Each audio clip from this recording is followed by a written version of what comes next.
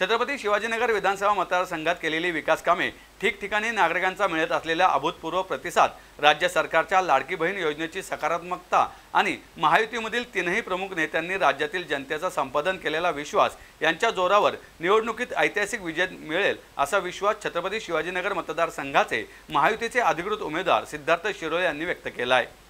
आज राज्यभरात विधानसभा निवडणुकीच्या प्रचाराची सांगता होत असताना आयोजित पत्रकार परिषदेत शिरोळे बोलत होते। मतदारसंघाचे प्रचार प्रमुख दत्ता खाडे, भाजपा शहराध्यक्ष गणेश बागाडे आणि शहर सरचिटणीस रवींद्र साळेगावकर यावेळी उपस्थित होते। प्रचारादरम्यान जसजसे दिवस संपत जात होते तसतसा मतदारसंघातील नागरिकांचा प्रतिसाद वाढत गेल्याचे पाहायला मिळाले। त्यांच्या देहबोलीतून त्यांनी महायुतीला विजयी करण्याचा निश्चय केला असल्याचं जाणवत होतं। नागरिकांच्या या प्रतिसादाने मी भारावून गेलो असे सांगत सिद्धार्थ शिरोळे म्हणाले, शिवाजीनगर मतदारसंघात महायुतीसाठी पोषक वातावरण असून लोकांकडून सकारात्मक प्रतिसाद मिळत आहे।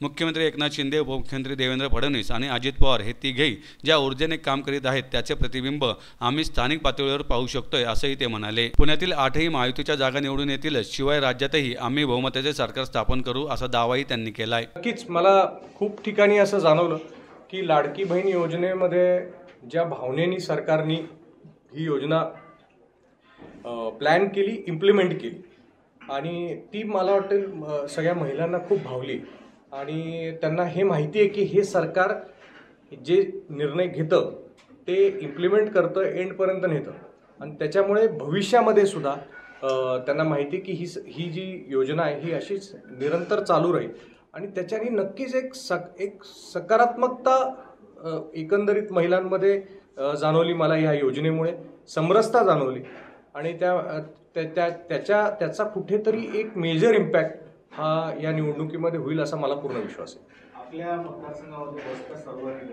हो मते नक्कीच निर्णायक ठरतात आणि तुम्हाला काय वाटतं ती मते साधारणतः कोणाच्या बाजूने जातील?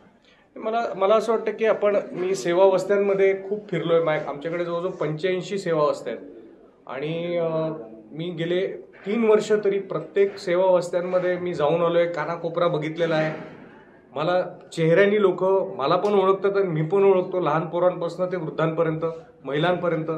आणि त्यानंतर मला सौभाग्य असं होतं माझं की बरोबर सरकारसुद्धा 2.5 वर्षांनी आली आणि त्याच वेळेला माझा जो प्रवास चालू होता त्याला जोड म्हणून ज्या बेसिक सोयीसुविधा आहेत सगळ्या सेवा वस्त्यांमध्ये, मग ड्रेनेजचे लाईन्स असतील, पाण्याचे लाईन्स असतील, स्वच्छतागृह असतील, ह्यासाठी CCTV असेल, ह्यासाठी मला निधी द्यायला सरकारकडनं निधी मिळाली सुद्धा, ती एक्झिक्यूट पण झाली आणि त्याचं काम पण कंप्लीट झालं। बऱ्या 70-80% जे काही मी निधी आणली त्याच्यातली 70-80% ही कंप्लीट झाले काम।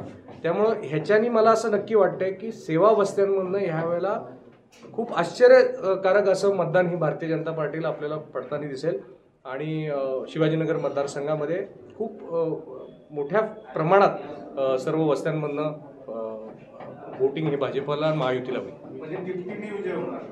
नाही, आम्ही एवढाच विचार करतो की बाबा 51% लढाई आपण लढतो, 51% ही मतं आपल्याला मिळाली पाहिजेत आणि त्या अनुषंगाने मागच्या निवडणुकीला आम्हाला 44% मतं होती।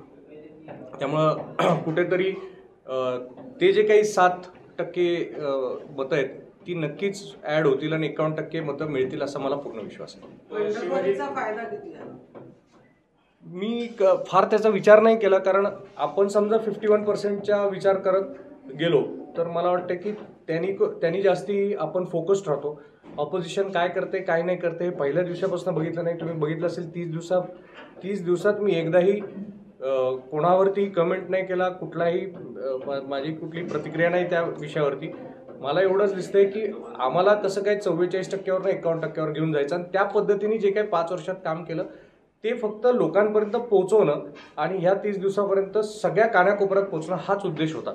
आणि त्यामुळं मला वाटतं की तिथे काय होईल ह्याची खरंच जे काही म्हणजे ते आपल्याला 23 तारखेलाच कळेल, पण आम्ही 51% क्रॉस करू हे नक्की मला विश्वास आहे।